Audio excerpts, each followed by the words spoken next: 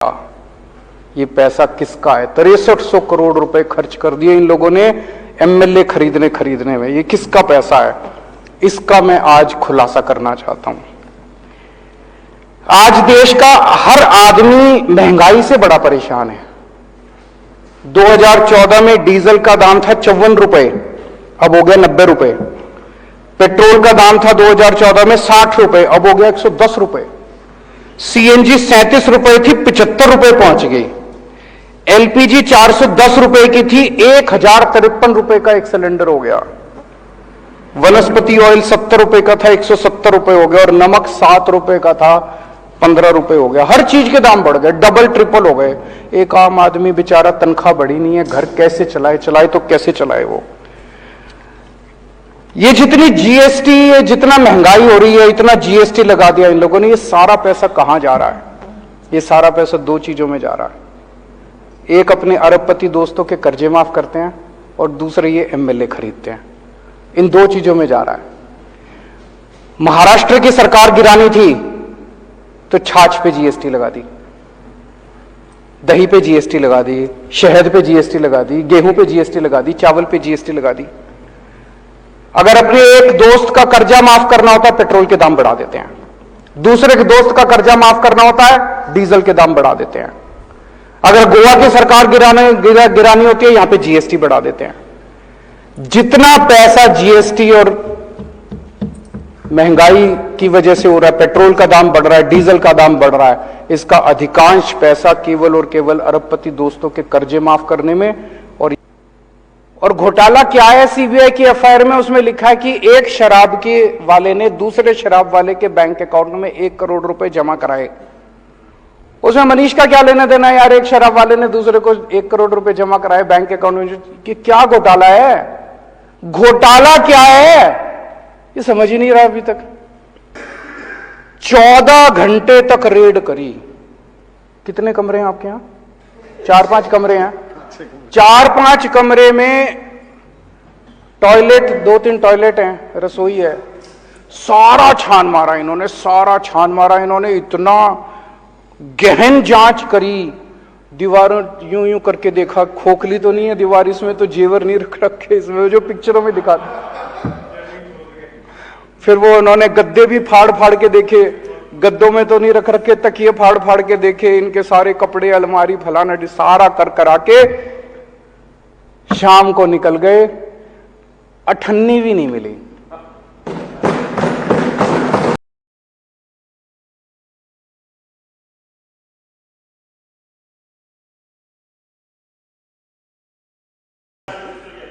मैं एक वो देख रहा था सोशल मीडिया पे, ये टीवी वाले कई बार बच्चों से पूछते हैं। एक बच्चे से पूछा, बेटा केंद्र का शिक्षा मंत्री कौन है? बोला मनीष सिसोदिया। उससे पूछा उत्तर प्रदेश का शिक्षा मंत्री कौन है? बोला मनीष सिसोदिया।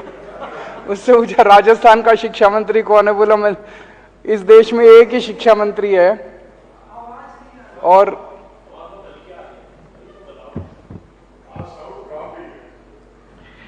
इस देश में एक ही शिक्षा मंत्री है। और अब तो ऐसे लगता है जैसे पूरी दुनिया में एक ही शिक्षा मंत्री है। अगर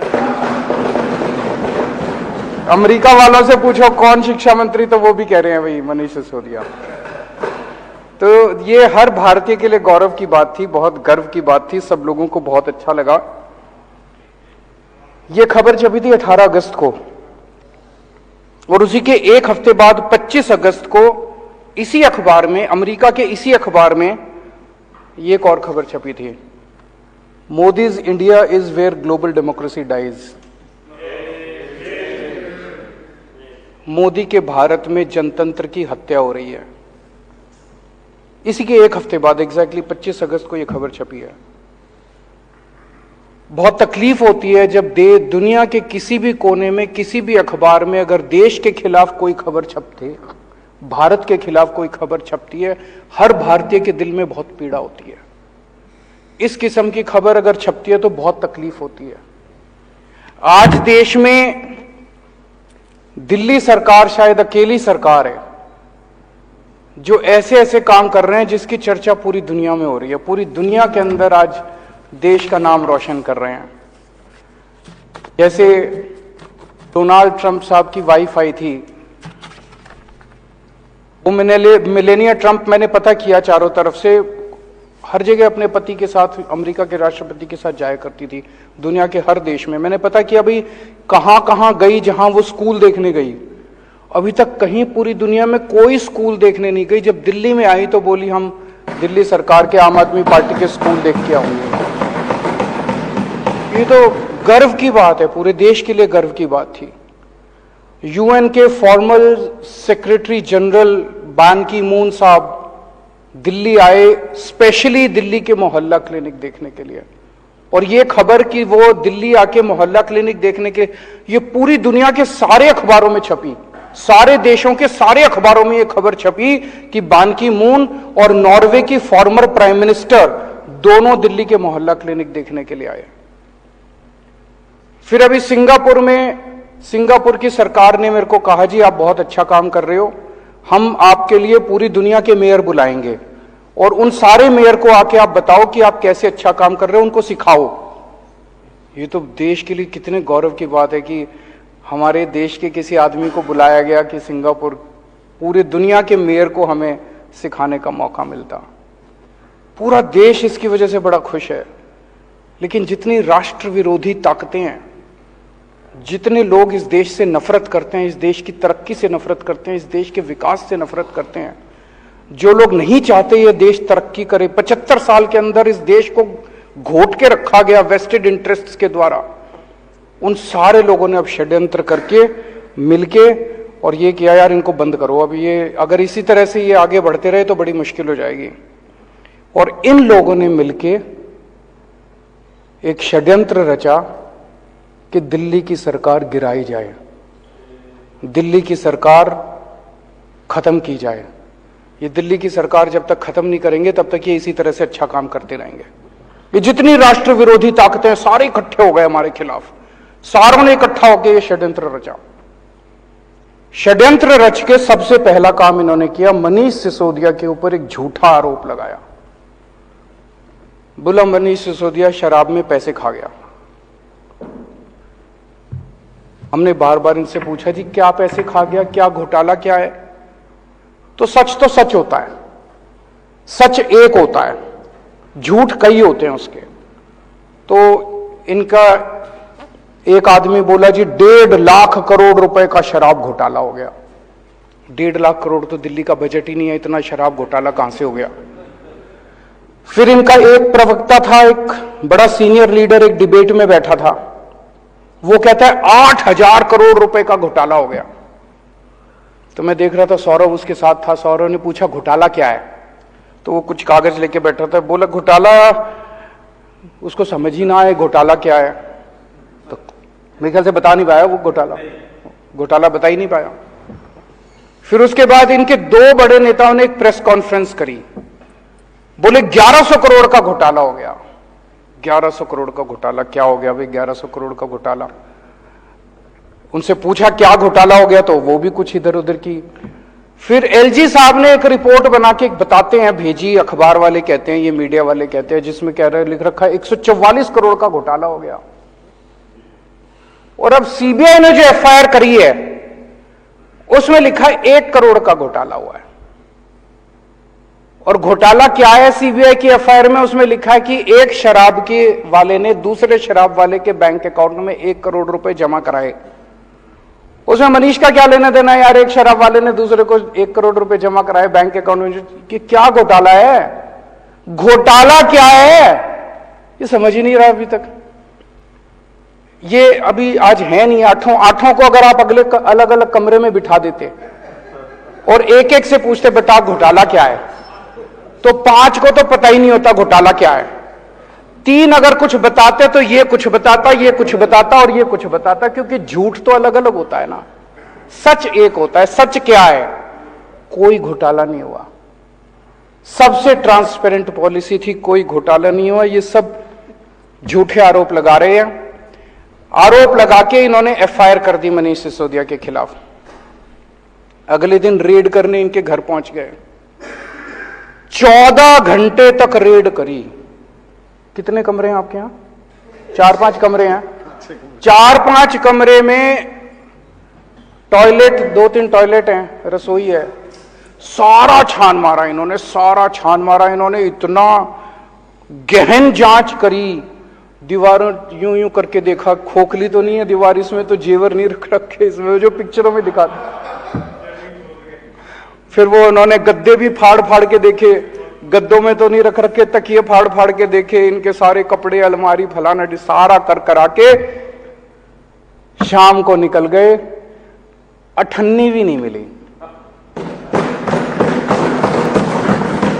चवन्नी भी नहीं मिली, अनअकाउंटेड चवन्नी भी नहीं मिली, कोई जेवर नहीं मिले, कोई पैसा नहीं मिला, कोई जमीन जायदाद के कागज नहीं मिले, कोई इंक्रिमिनेटिंग डॉक्यूमेंट्स नहीं मिले, कुछ कोई दस्तावेज कुछ नहीं मिला। मतलब मैं पूछ रहा था इनसे कि 30-35 लोग आए थे, उनके खाने का खर्चा भी नहीं निकला रेड के अंदर, रेड का खर्चा भी नहीं निकला, और वो चले गए। आज 7 दिन हो गए, 8 दिन हो गए रेड को, अभी तक कुछ पता नहीं चला भाई इनके यहाँ क्या निकला, कुछ नहीं निकला इनके यहाँ, पूरी की पूरी फर्जी रेड थी। जब रेड खत्म हो गई तो हम सोच रहे थे क्यों कर रहे हैं।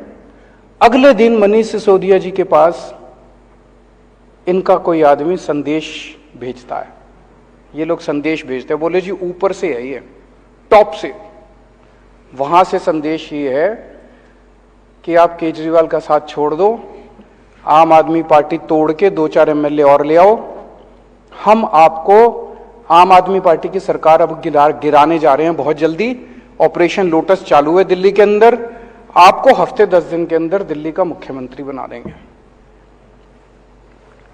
दूसरा बोले ये सारे तुम्हारे सीबीआई और ईडी के केस खत्म कर देंगे।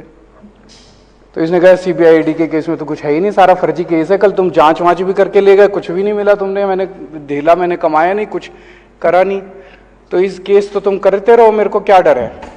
वो बोले मंत्री सीएम बनने का मेरे को कोई ख्वाब नहीं है, मेरे तो शिक्षा मंत्री बन के खुश हूं। बड़ी बात है,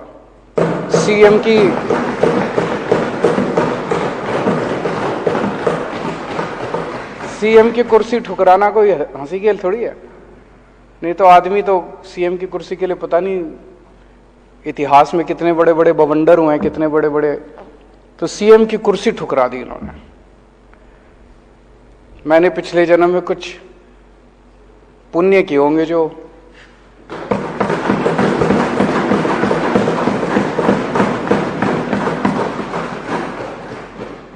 ऐसे डिप्टी सीएम और शिक्षा मंत्री मिले।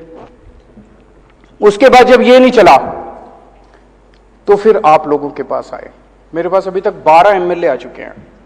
एक एमएलए को आके कहते हैं भाई 20-20 करोड़ रुपए ले ले और टूट के आ जा, 2-4 को और लाएगा तो तेरे को 25 करोड़ देंगे, और नहीं तो जैसे मनीष सिसोदिया का हाल करा तेरे ऊपर भी रेड करेंगे, तेरे को गिरफ्तार करेंगे, सीबीआई और ईडी छोड़ देंगे तेरे खिलाफ। भाई साहब सलाम करता हूं आप सबको।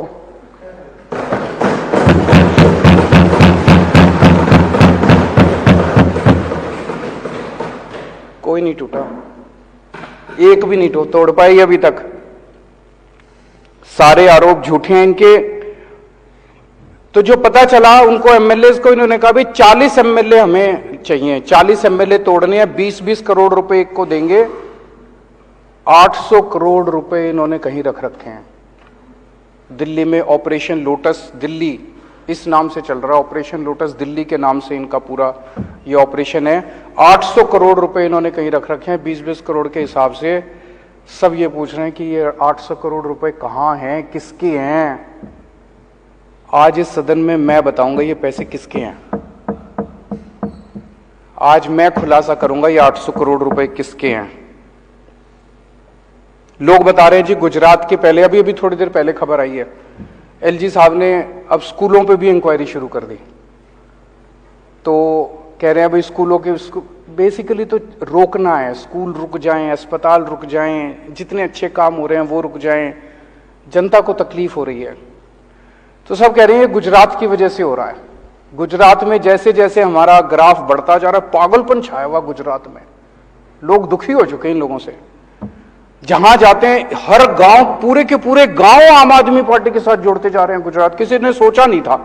लोग तो कहते थे इनका गढ़ है, कोई गड़बड़ नहीं है, गढ़ टूट रहा है, इनका किला ढह रहा है।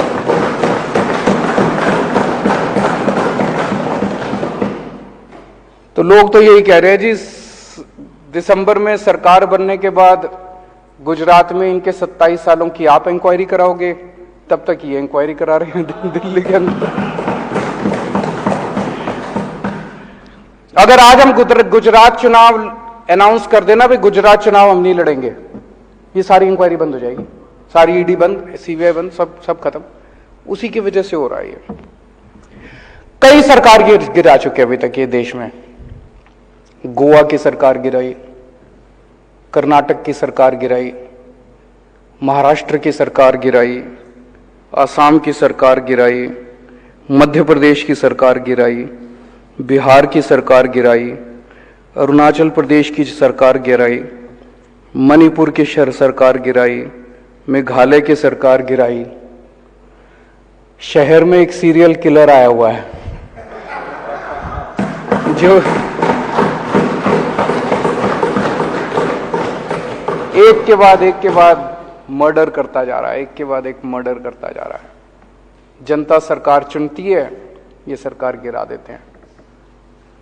मतलब जनता को तो रौंद रखा है। महाराष्ट्र में जनता ने एक सरकार चुनी, गिरा दी। गोवा में जनता ने एक सरकार चुनी, गिरा दी। जनता के पीछे पड़े हैं और सब जगह पैटर्न एक ही है। अभी जैसे महाराष्ट्र में भी हम लोगों ने देखा, जितने टूट के इधर से उधर गए, बताते हैं सबके पीछे सीबीआई ईडी पड़ी थी। सीबीआई और ईडी उनको बुला रही थी, जैसे वो इधर से उधर गए सीबीआई ईडी के केस बंद। सेम पैटर्न हर जगह यही चल रहा है। पहले ये सीबीआई और ईडी के केस लगाते हैं 4-5 के खिलाफ, तो दूसरे वाले सारे डर के, जिन्होंने गलत काम कर रखे होते हैं, वो सारे डर के फिर उनको मैसेज भेजते हैं, भाई तुम्हारा भी यही हाल कर देंगे तुम, तो सारे इनके पास आ जाते हैं, फिर ये तोड़ लेते हैं, फिर ये सरकार गिरा देते हैं। सेम पैटर्न है। वो जो सीरियल किलर का पैटर्न होता है, आपने वेब सीरीज देखी होंगी, आजकल काफी आ रही हैं, जैसे सीरियल किलर का पैटर्न होता है ना, वैसे उसी पैटर्न, सेम पैटर्न है। यही पैटर्न इन्होंने दिल्ली में किया कि सीबीआई ईडी भेजी, पहले सत्येंद्र के खिलाफ भेजी, फिर मनीष के खिलाफ भेजी। अब आपको डरा रहे हैं कि तुम्हारा भी यही हाल कर देंगे, सत्येंद्र वाला हाल कर देंगे, तुम्हारा मनीष वाला हाल कर देंगे। डरा के ये दिल्ली में आम आदमी पार्टी को तोड़ना चाहते हैं। लेकिन हमने कुछ गलत कर ही नहीं रखा, तो हम सीबीआई और ईडी से क्यों डरे? हम कहते हैं कर लो, हमें जेल जाने से डर नहीं, सारे इनमें आधे से ज्यादा तो जेल जा चुके, तो कर लो, जो करना कर लो, हमारे को क्या फर्क पड़ता है। अभी तक 277 एमएलए खरीद चुके हैं ये लोग। 277 एमएलए पिछले कुछ सालों के अंदर ये लोग खरीद चुके हैं। दिल्ली में अभी रेट 20 करोड़ का था। महाराष्ट्र में सुनते थे 50 करोड़ है, दिल्ली वालों को पता नहीं क्यों दिल्ली में कह रहे, पर मान लो 20 भी मान लो, 20 करोड़ के हिसाब से खरीदा, तो 277 एमएलए के लिए इन्होंने 5,500 करोड़ रुपए खर्च किए, और दिल्ली के लिए 800 करोड़ रख रहे हैं, तो 6300 करोड़ रुपए, 6300 करोड़ रुपए इन्होंने ऑपरेशन लोटस में खर्च किए। ये पैसा कहां से आया? ये पैसा किसका है? 6300 करोड़ रुपए खर्च कर दिए इन लोगों ने एमएलए खरीदने में। ये किसका पैसा है? इसका मैं आज खुलासा करना चाहता हूं। आज देश का हर आदमी महंगाई से बड़ा परेशान है। 2014 में डीजल का दाम था 54 रुपए, अब हो गया 90 रुपए। पेट्रोल का दाम था 2014 में 60 रुपए, अब हो गया 110 रुपए। सीएनजी 37 रुपए थी, 75 रुपए पहुंच गई। एलपीजी 410 रुपए की थी, 1053 रुपए का एक सिलेंडर हो गया। वनस्पति ऑयल 70 रुपए का था, 170 रुपए हो गया, और नमक 7 रुपए का था, 15 रुपए हो गया। हर चीज के दाम बढ़ गए, डबल ट्रिपल हो गए। एक आम आदमी बेचारा, तनख्वाह बढ़ी नहीं है, घर कैसे चलाए तो कैसे चलाए वो? ये जितनी जीएसटी, जितना महंगाई हो रही है, इतना जीएसटी लगा दिया इन लोगों ने। ये सारा पैसा कहां जा रहा है? ये सारा पैसा दो चीजों में जा रहा है। एक अपने अरबपति दोस्तों के कर्जे माफ करते हैं, और दूसरे ये एमएलए खरीदते हैं। इन दो चीजों में जा रहा है। महाराष्ट्र की सरकार गिरानी थी तो छाछ पे जीएसटी लगा दी। दही पे जीएसटी लगा दी, शहद पे जीएसटी लगा दी, गेहूं पे जीएसटी लगा दी, चावल पे जीएसटी लगा दी। अगर अपने एक दोस्त का कर्जा माफ करना होता है, पेट्रोल के दाम बढ़ा देते हैं। दूसरे के दोस्त का कर्जा माफ करना होता है, डीजल के दाम बढ़ा देते हैं। अगर गोवा की सरकार गिरानी होती है, यहां पे जीएसटी बढ़ा देते हैं। जितना पैसा जीएसटी और महंगाई की वजह से हो रहा है, पेट्रोल का दाम बढ़ रहा है, डीजल का दाम बढ़ रहा है, इसका अधिकांश पैसा केवल और केवल अरबपति दोस्तों के कर्जे माफ करने में